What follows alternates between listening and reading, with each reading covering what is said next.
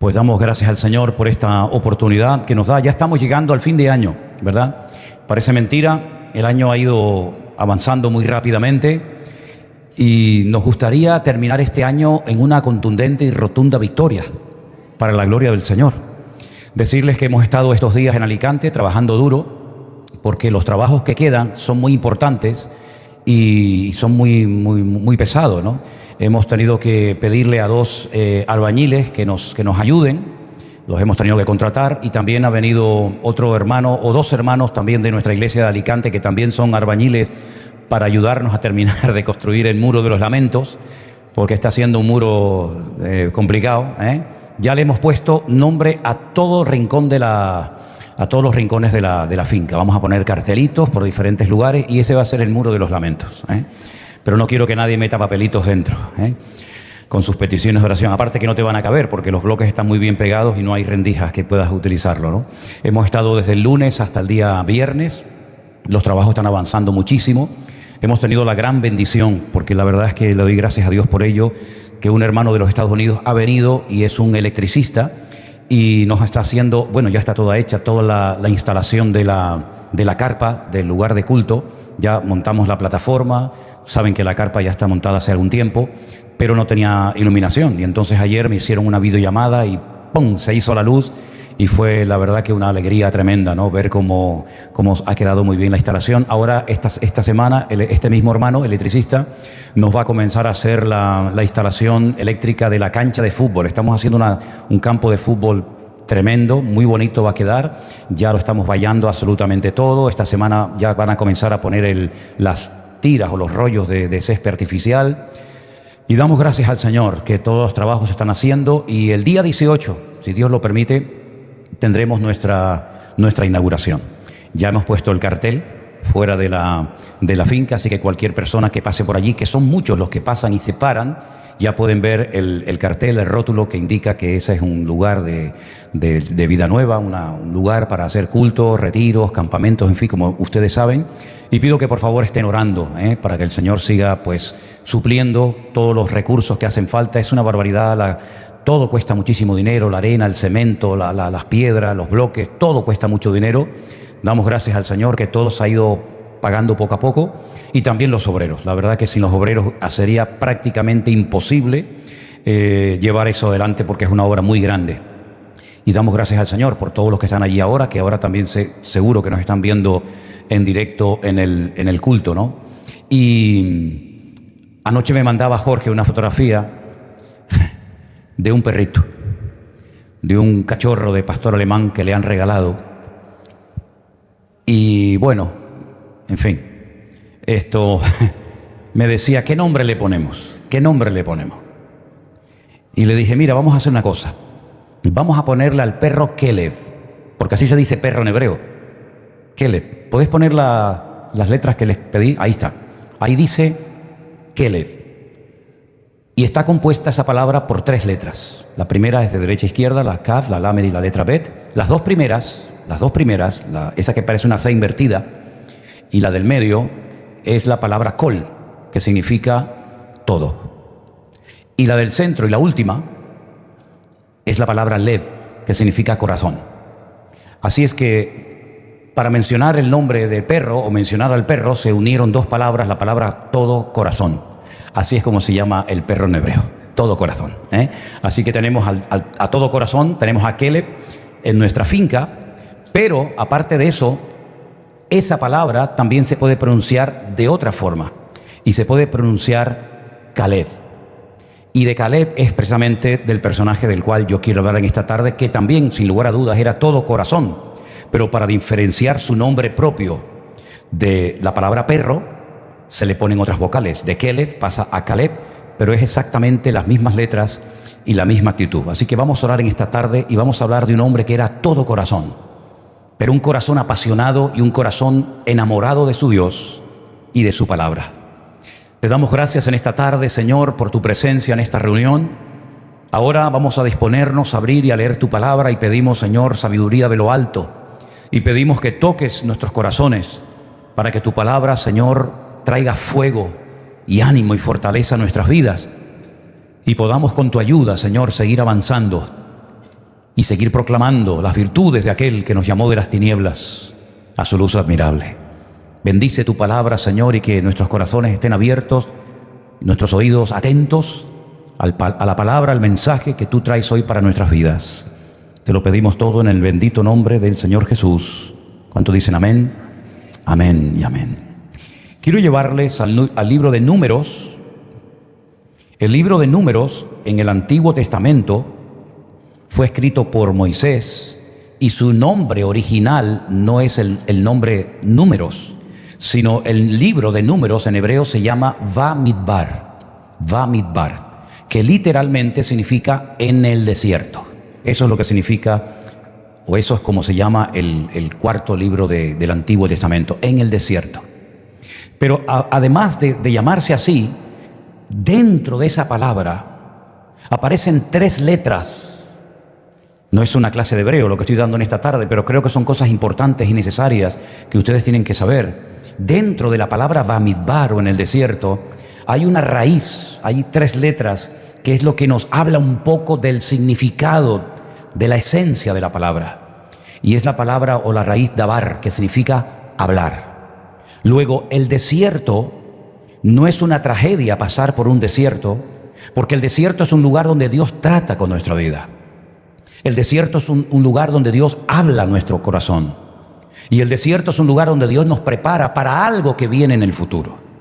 Así que si por casualidad alguien aquí o de los que nos está viendo en casa está atravesando espiritualmente hablando un desierto, permíteme decirte que estás en un lugar maravilloso donde los mayores milagros y las mayores enseñanzas de la Biblia justamente se dieron en el desierto. Desde que salieron de la esclavitud en Egipto hasta que lograron entrar con Josué en la tierra prometida, el Señor no paró de sorprenderles. Era milagro tras milagro, proeza tras proeza, enemigo derrotado y otro, hasta que finalmente recibieron toda la palabra necesaria para poder tomar posesión de la herencia que ya el Señor les había prometido a sus antepasados, a sus patriarcas Abraham, Isaac y Jacob. Ahora, hay una historia en el libro de Números, capítulo 13, que es una historia curiosa y al mismo tiempo triste. Porque, por una parte, cuando la leemos parece como que Dios le decía a Moisés que lo hiciera. Pero si la analizamos en profundidad, nos vamos a dar cuenta que no fue un mandamiento que salió del corazón de Dios, sino que el Señor le dijo a Moisés que si sentía hacerlo, puesto que la gente se lo estaba pidiendo, que Dios lo iba a respaldar en esa decisión. No tenían que haber mandado exploradores, y quiero subrayar porque yo no soy mucho de buscar en internet predicaciones y de escuchar pastores, primero porque no tengo tiempo, sinceramente, cada vez tengo menos tiempo. Esa costumbre, mi costumbre es encerrarme con el Señor, con su palabra, y ahí el Señor me da lo que creo que me tiene que dar, ¿no? Pero en esta semana he estado buscando en internet a ver si había alguna predicación que hablara de Caleb. Y todo lo que oí, no hubo ni uno que no dijera lo que voy a decir ahora. Todos decían que hubo un momento en la historia del pueblo de Israel donde Moisés envió a 12 espías a la tierra de Canaán.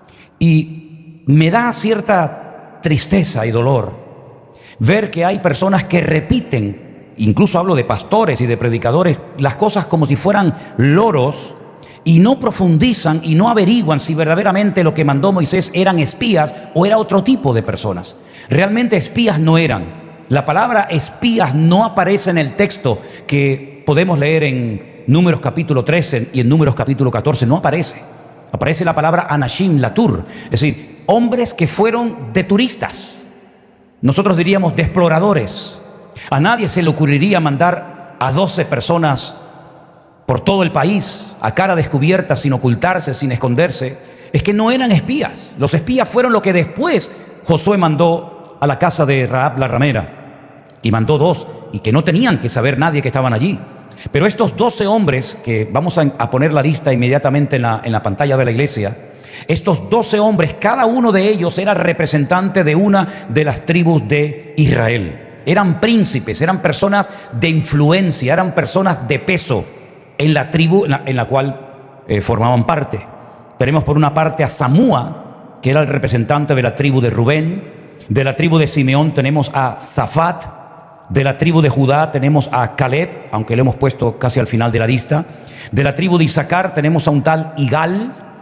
De la tribu de Efraín tenemos a Oseas, pero que el Señor le cambió el nombre y le pusieron Josué. De la tribu de Benjamín, Palti. De la tribu de Zabulón, Gadiel. De la tribu de José, de la tribu de Manasés, Gadi. De la tribu de Dan, Amiel. De la tribu de Aser, Setur. De la tribu de Neftalí, Naví. Y de la tribu de Gad, un tal Jehuel. Esta lista son 12 hombres, 12 personajes, ya digo, de influencia, importantes, príncipes de cada una de las tribus de Israel. Los 12 fueron enviados con un objetivo: reconocer la tierra. Tenían que ver si la tierra estaba habitada o deshabitada. Y en el caso de que estuviera habitada, ¿qué tipo de gente era? Si eran gente que vivían sin murallas o en ciudades fortificadas, si habían árboles, si había agua. Es decir, tenían que traer un informe cada uno de ellos, para que los que estaban esperando con una expectativa tremenda, recuerden que habían estado mucho tiempo en el desierto, pues pudieran convencerse de que merecía la pena entrar y tomar posesión de la tierra. Después de 40 largos días volvieron. Y quiero leerles parte del capítulo 13 del libro de Números, que dice así, a partir del verso 27. Y les contaron diciendo: nosotros llegamos a la tierra a la cual nos enviaste, la que ciertamente fluye leche y miel, y este es el fruto de ella. La Biblia dice que entre 2 personas trajeron un racimo de uvas. ¿Cómo tenían que ser esas uvas, no? Mas el pueblo que habita en aquella tierra es fuerte, las ciudades muy grandes y fortificadas. Y también vimos allí a los hijos de Anac. Amalek habita en el Negev, y el Eteo, el Jebuseo y el Amorreo habitan en el monte, y el Cananeo habita junto al mar y a la ribera del Jordán.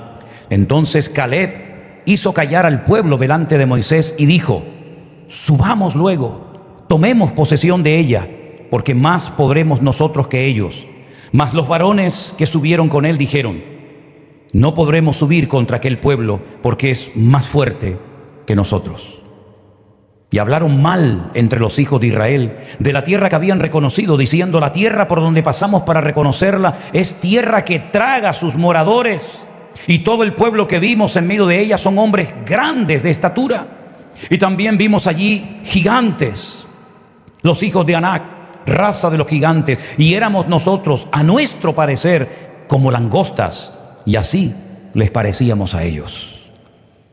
Este informe tan terrible trajo una tristeza y un dolor tan grande al pueblo de Israel, que si seguimos leyendo el capítulo 14 dice: entonces toda la congregación gritó y dio voces, y el pueblo lloró aquella noche. Y se quejaron contra Moisés y contra Aarón todos los hijos de Israel, y les dijo toda la multitud: ojalá muriéramos en la tierra de Egipto, o en este desierto, ojalá muriéramos. ¿Y por qué nos trae Jehová a esta tierra para caer a espada y que nuestras mujeres y nuestros niños sean por presa? ¿No nos sería mejor volvernos a Egipto? Y decían el uno al otro: designemos a un capitán y volvamos a Egipto. Esta palabra capitán la busqué y no es la palabra capitán, es la palabra rosh.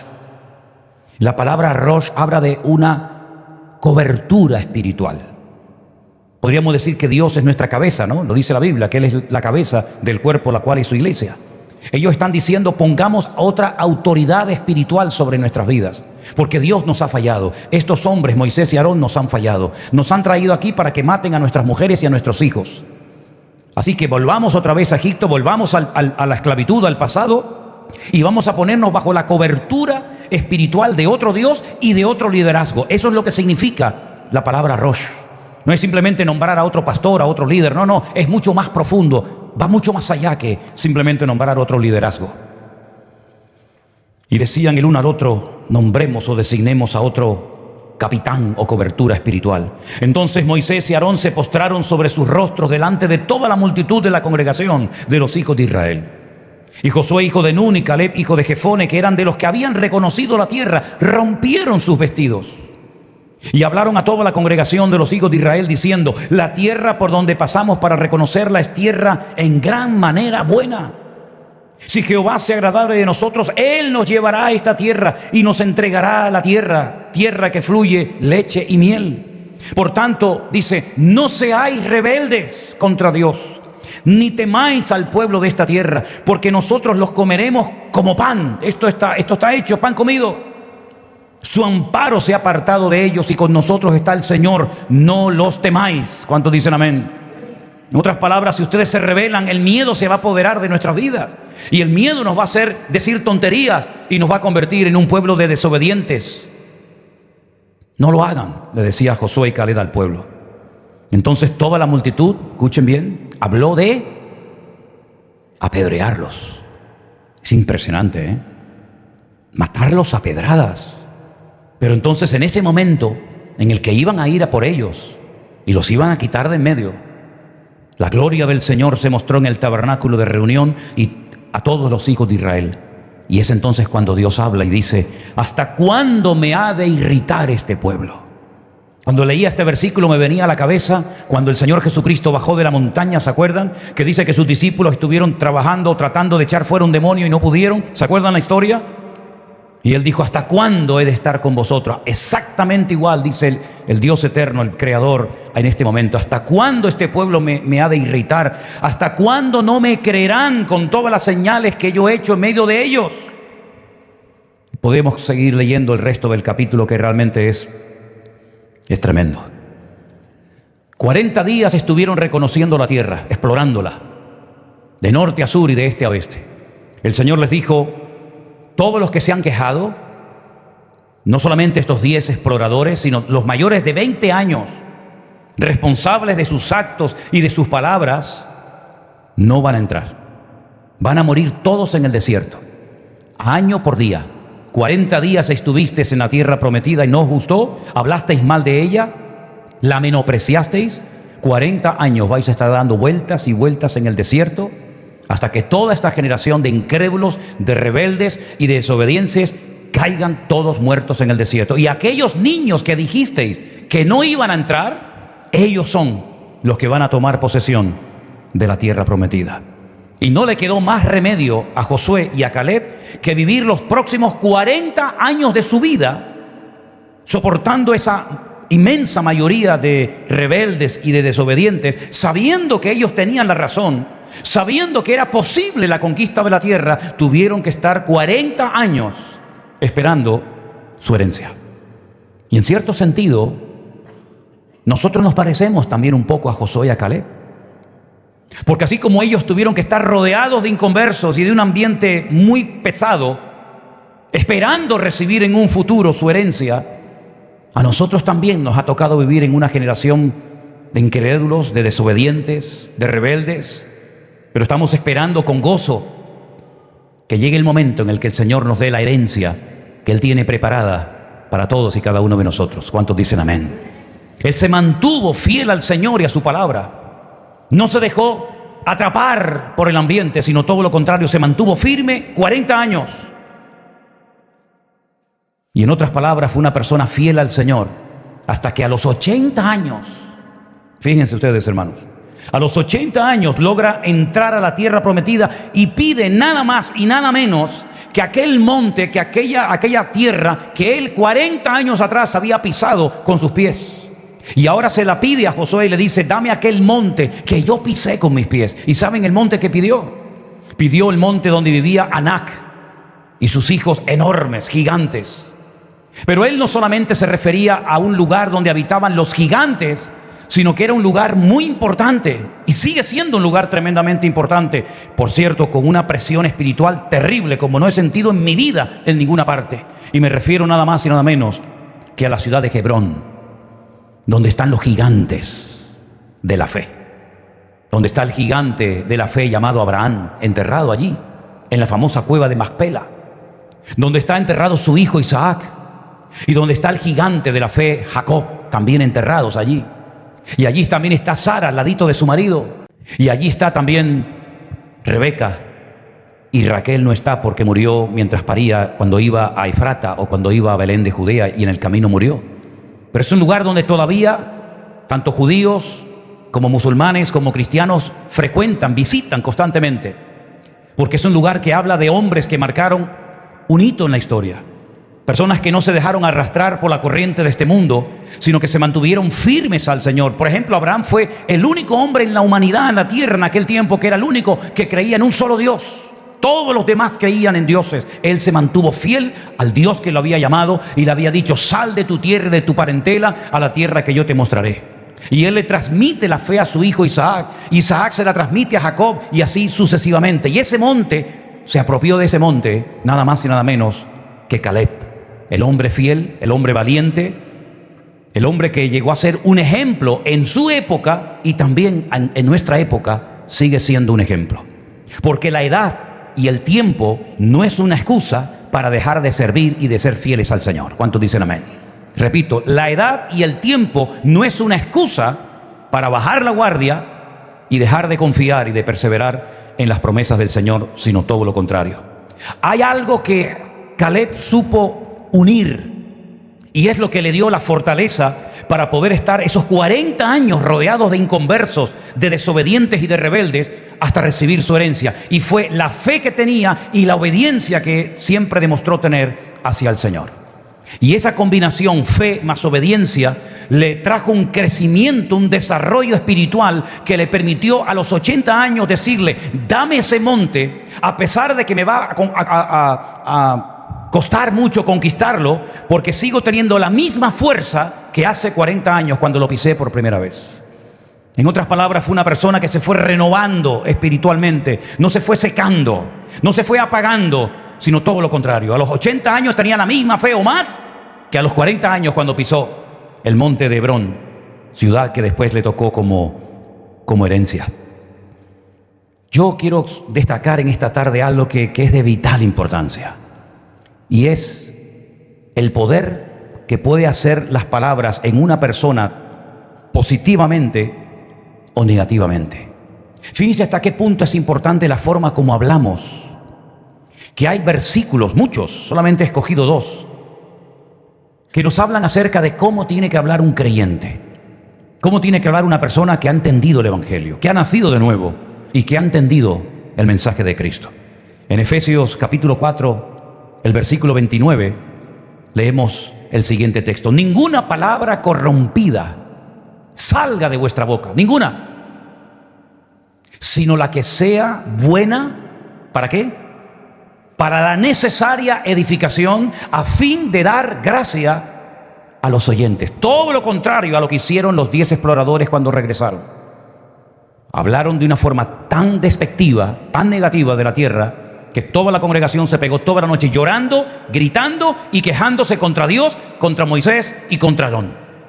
El siguiente texto lo tenemos en Colosenses capítulo 4, verso 6, que dice: sea vuestra palabra siempre con gracia, sazonada con sal, para que sepáis cómo debéis responder a cada uno. ¿Cuántos dicen amén?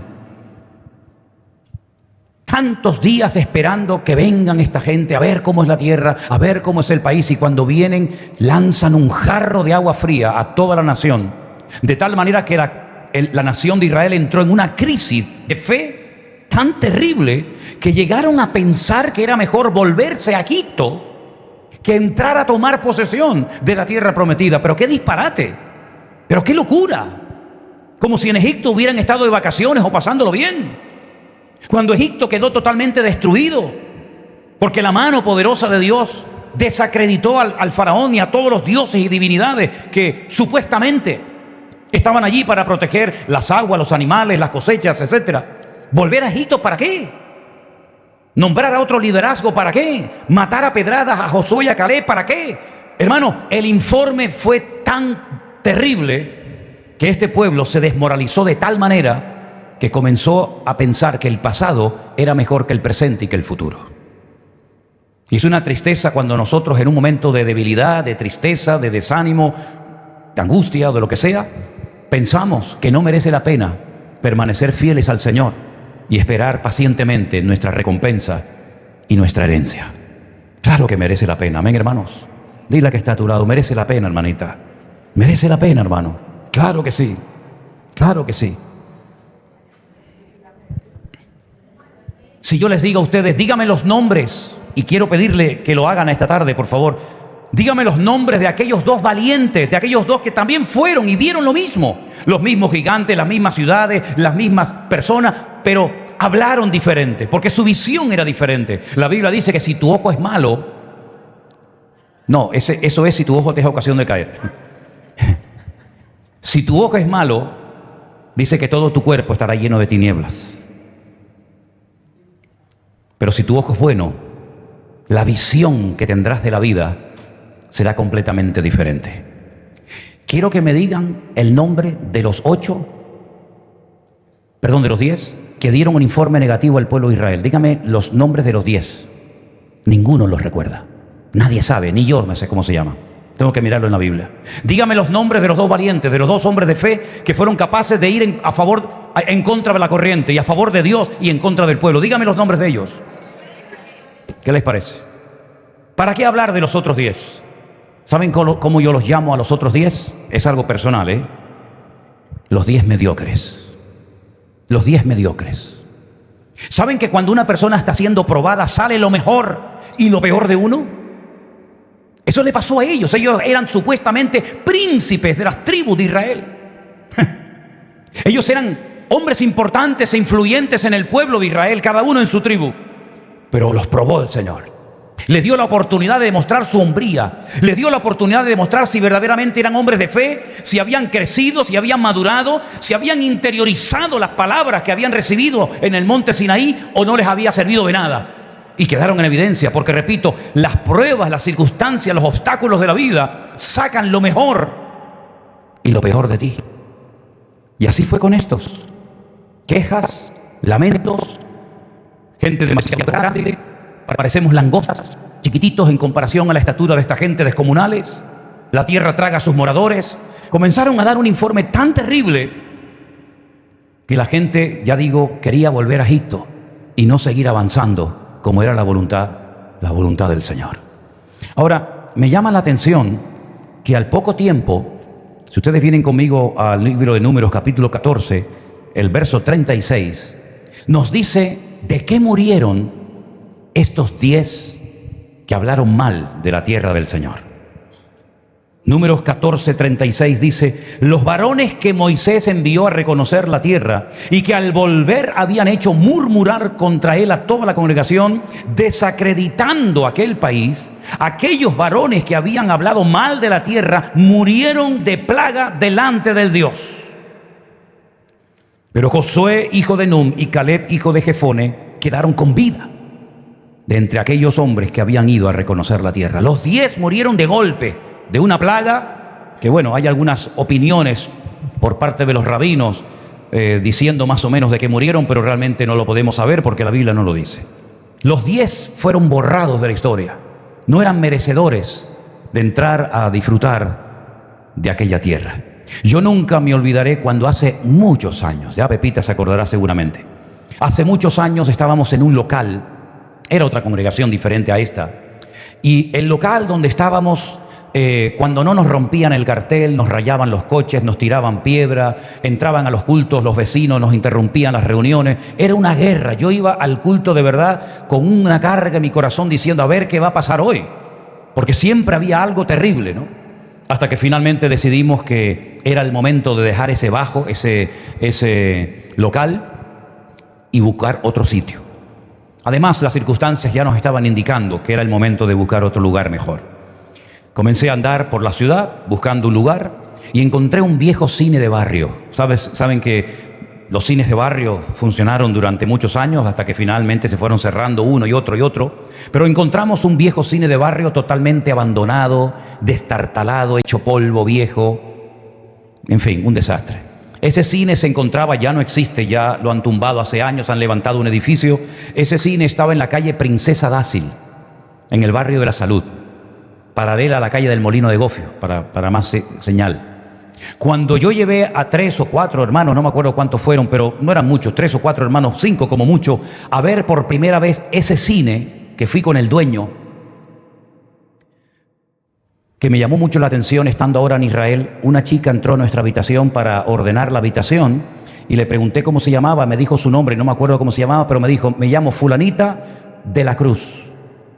Era filipina. Y le dije, pues mira, de la Cruz. Así se llamaba el señor que me alquiló el cine del barrio de la Salud. Ladislao de la Cruz. Así se llamaba. Cuando entré al cine, había un bombillo, creo que de 10 vatios. Ahí arriba en el techo altísimo.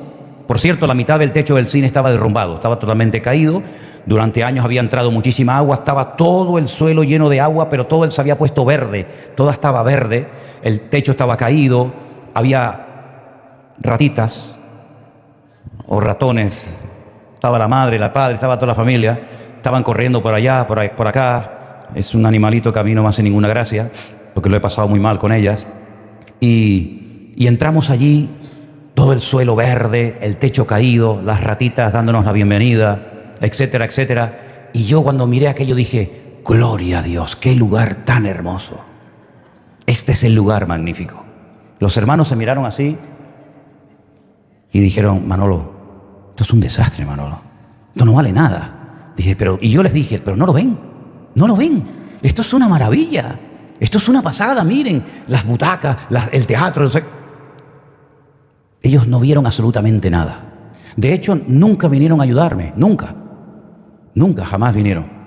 Aquel cine fue una bendición tremenda. Pepita fue por allí, y Armando, y Sonia, y Isma, y Genaro, y algunos otros hermanos que tal vez saben de lo que estoy hablando. Katy, sí, Katy también, sí, ¿verdad? Katy, que se me subía a la plataforma mientras yo predicaba a darme besos y abrazos. ¿Te acuerdas, Katy? ¿Te acuerdas? Yo sí me acuerdo, Menos mal que ya eso ya pasó a la historia, Pero lo mismo me pasó con la finca de Alicante. Cuando llegamos a una finca abandonada hace 4 años, hierba por aquí, matojos por allá. Algunos digo, uy, muchas pulgas, muchas garrapatas. Ya. Vete a verla ahora. Vete a verla ahora. Una bendición de Dios tremenda. ¿Cómo es tu mirada, hermano? Cuando miras algo, ¿qué lectura haces de lo que ves? Porque según lo que veas, así vas a reaccionar. Pero la forma como reacciones ante lo que veas habla del tipo de persona que tú eres. Créeme. Así como tú ves algo y lo ves todo un desastre, sin posibilidades, como me dijo uno que fue a ver la finca, que lo llamé a los 2 o 3 días de ir a la finca.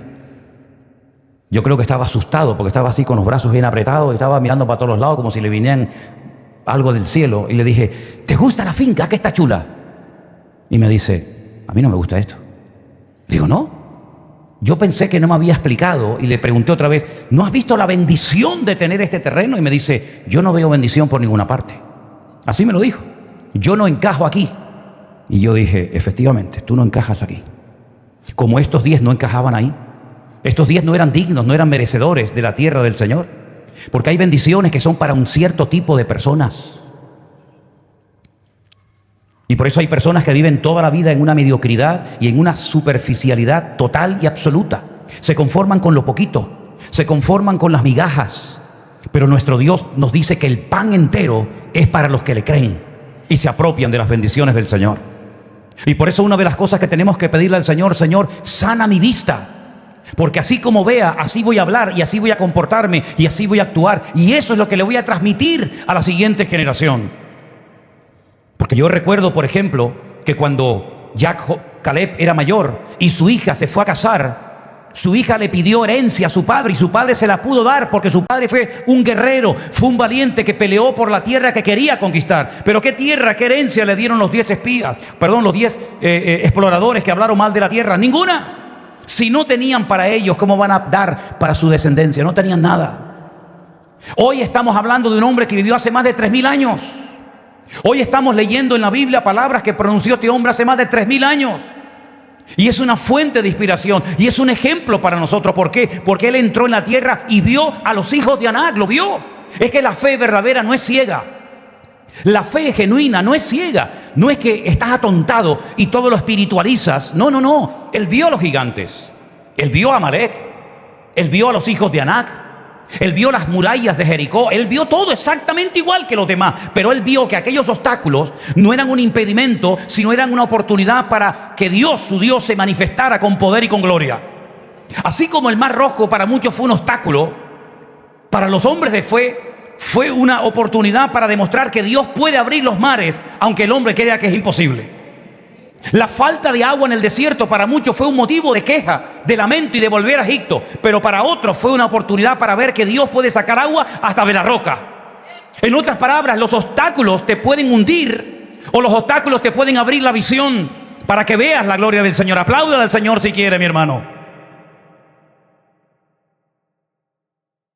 Caleb lo miró exactamente igual, pero él dijo, todo esto es algo espectacular para que el Señor demuestre su poder y su autoridad. Y les voy a decir algo, y lo digo para la gloria de Dios, y además lo puedo decir con años de tiempo, desde que lo dije hasta el día de hoy.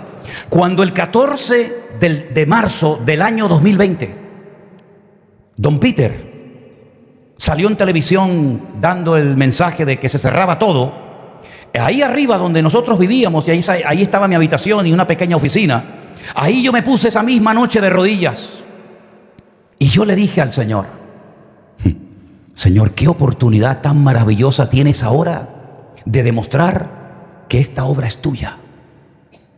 Nadie va a venir, el rastro lo vamos a cerrar. No habrán cultos, no habrán ofrendas, no habrán diezmos, no habrá nada. Pero si esta obra es tuya, yo le decía al Señor, Señor, vas a tener una oportunidad maravillosa de demostrarlo. Como el Señor le dijo a Moisés, mira, me tienen harto, me han irritado ya demasiado, 10 veces ya lo han hecho. Yo voy a destruirlos a todos y voy a levantar una nación más fuerte y más poderosa, y tú vas a ser el padre de esa nación. Y Moisés dijo, no, de ninguna manera. Porque si tú destruyes a la nación, tus enemigos van a decir, Dios no fue capaz de meterlos en la tierra prometida. Y yo no quiero que la gente hable mal de ti. Así que aunque no se lo merezcan, perdónalos, Señor. Introdúcelos en la tierra para que nadie diga el día de mañana, Dios los sacó, pero no fue capaz de meterlos en la tierra prometida. Le falló el plan y tuvo que crear otro plan B.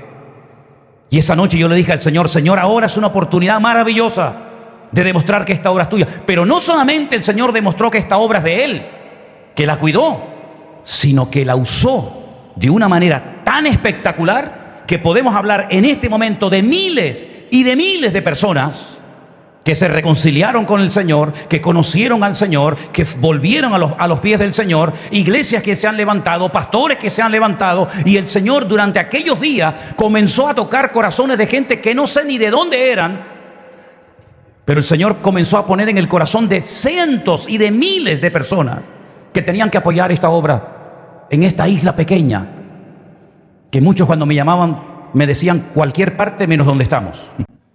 Ustedes están por allá abajo, por el sur de África, ¿no? Están cerca de allí, de Nueva Zelanda. Digo, sí, de Nueva Zelanda estás tú, hermana. No, mija, no estamos aquí. No se ven los puntitos, pero ahí estamos. En aquellos días comenzamos a recibir ofrendas de medio mundo. Miles y miles y miles y miles de euros. Y hoy están aquí los hermanos que dieron una ofrenda en aquellos días para que la silla en la que estás sentado la puedas utilizar. Y que esos hermanos que donaron la ofrenda para comprar esta silla son estos dos hermanos que yo pido que le demos un aplauso, que han venido de Miami. ¿Qué te parece? Gloria a Dios. Gloria a Dios.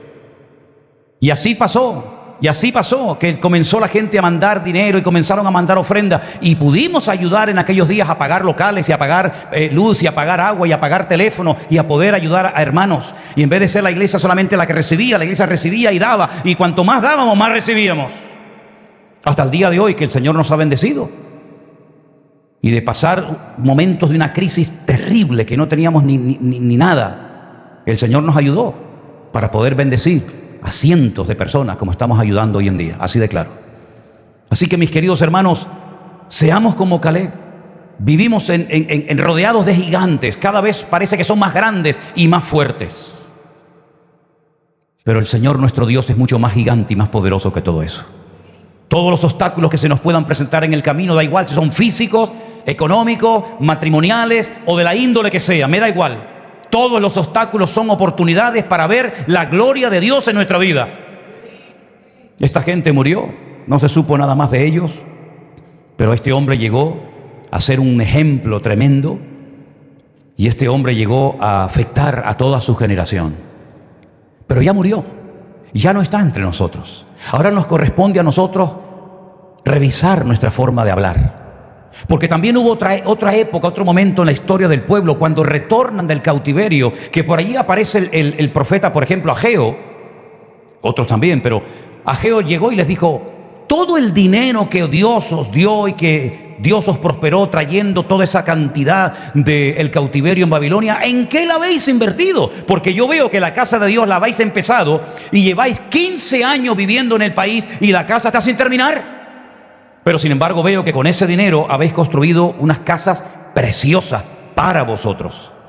Pero la casa de Dios está abandonada. Y ese es el motivo por el que sembráis mucho y recogéis poco o nada. Ese es el motivo por el que hace meses que no llueve. Ese es el motivo por el cual no levantáis cabeza, porque habéis puesto lo primero, vuestras cosas lo primero, y al Señor lo tenéis totalmente olvidado. Subid al monte y cortad madera y reconstruir la casa del Señor, y entonces la gloria de Dios volverá a descender y será aún mayor la gloria postrera que la primera. En otras palabras, mis queridos hermanos, los obstáculos o te hunden y te deprimen y te estás todo el día quejando, o vas a ver la gloria de Dios en todos y en cada uno de ellos. Porque si nunca estás enfermo, ¿cómo puedes saber si Dios es fiel en medio de la enfermedad y del dolor? Si nunca tienes una necesidad, digamos, de tipo económica, ¿cómo puedes comprobar que Dios es tu pastor, que nada te faltará y que Él proveerá tus necesidades conforme a sus riquezas en gloria? Si nunca estás decaído, ¿cómo puedes decir: diga al débil, fuerte soy? En otras palabras, todas las experiencias por las cuales pases en la vida, como ellos pasaron por muchas experiencias variopintas en el desierto, nos enseñan que nuestro Dios no lo limita a nada ni nadie, sino solamente nuestra falta de fe. Y por eso ellos no recibieron herencia, porque hablaron mal. Y déjeme que les diga algo que ya lo dije en su momento, solamente te lo recuerdo. Ese día, por los cálculos que se han hecho, ese día cuando ellos retornan después de 40 días de reconocer la tierra, ese día era el día 14, el Teisha B'Av. Así es en hebreo, se llama Teisha B'Av, el 9 del mes Ab. Dice que lloraron, gritaron, dieron voces, se quejaron y hablaban de nombrar otra autoridad espiritual y de apedrear a Josué y a Caleb. Esa noche fue el día Teisha B'Av, el día 9 del mes Ab. Ustedes saben que todas las peores desgracias que ha experimentado el pueblo de Israel a lo largo de la historia siempre han coincidido en el mismo día. Cuando Nabucodonosor destruyó el primer templo de Jerusalén, que era una belleza, aquel templo espectacular que construyó Salomón, lo destruyó el día Teisha B'Av, el día 9 del mes Ab. Siglos más tarde, Tito, enviado por su padre, el emperador romano Vespasiano, destruye en el año 70 el templo de Jerusalén el día 9 del mes Ab. Los reyes católicos firmaron la expulsión de los judíos de España el día 9 del mes Ab. La solución final se firmó en Alemania por Hitler y sus secuaces el día 9 del mes Ab. Y así podríamos dar una lista de cientos de tragedias que han ocurrido el mismo día, para que recuerden y no olviden que ese día fue cuando se quejaron y maldijeron la tierra del Señor.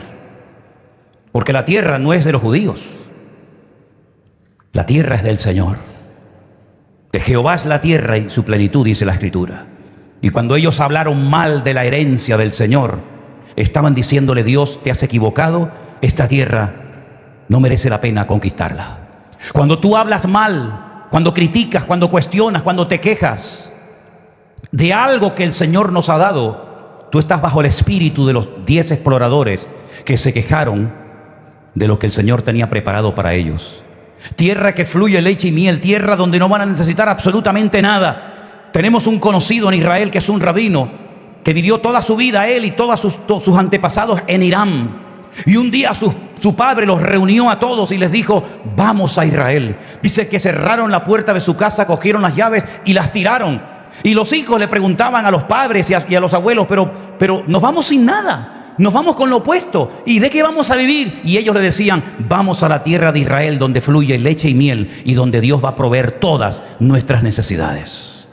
Y nosotros tenemos que tener ese espíritu de Caleb, decir: no importa lo problemático, no importa la situación, no importa lo difícil del momento, lo importante es que yo no quite mi mirada del Señor. Porque si no quito mi mirada del Señor, sino que me mantengo mirándolo a Él, los gigantes no van a ser tan gigantes, ni las ciudades van a ser tan amuralladas, ni los obstáculos van a ser tan complicados, sino que voy a ver que Dios se va a reír de todo eso y al final vamos a ser más que vencedores por medio de todas esas circunstancias de la vida. ¿Cuántos dicen amén? Así que piensa en este momento, ¿cómo estás hablando de tu situación actual? Porque así como hablas, así estás descubriendo el corazón, la madurez, el nivel de fe que tienes en este momento en tu vida. Que Dios nos ayude cada vez que hablemos, a hablar la palabra correcta. Y si no sabes cómo hablar de algo que no entiendes o que no tienes fe para verlo de otra manera, es mejor que te calles. Porque hay personas que, como no saben hablar en fe, porque son mediocres espiritualmente hablando, lo mejor que pueden hacer es cerrar la boca y dejar que otras personas que sí tienen más fe y más visión sean capaces de demostrarle a todos que no hay obstáculo que Dios no pueda superar. ¿Cuántos dicen amén? Cierra tus ojos, hermano, en esta tarde. Piensa en esto. Piensa en esto. Por hablar mal, se perdieron la bendición de Dios.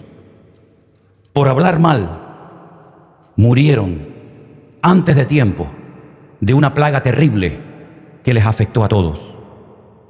Pero si te das cuenta, el capítulo 13 del libro de Números, que nos habla acerca de la falta de fe y de la forma despectiva que hablaron estos hombres, el capítulo anterior, léelo detenidamente esta noche al llegar a tu casa, el capítulo 12, ¿sabes de qué habla ahí? De una mujer y de un hombre que fueron castigados por Dios por hablar mal de Moisés. Y me refiero a Miriam, la hermana de Moisés, que lo cuestionó, que lo criticó y quedó leprosa. Y tuvo que ser expulsada del campamento durante un tiempo. Parece ser que estos hombres no aprendieron la lección. No se dieron cuenta de que Dios no va a pasar por alto que hablemos mal de las cosas de Dios. Y al final cayeron en el mismo error que cayó Miriam, hablando mal, pero en este caso de Dios y de su tierra, y perdieron la bendición de poder entrar en la tierra prometida.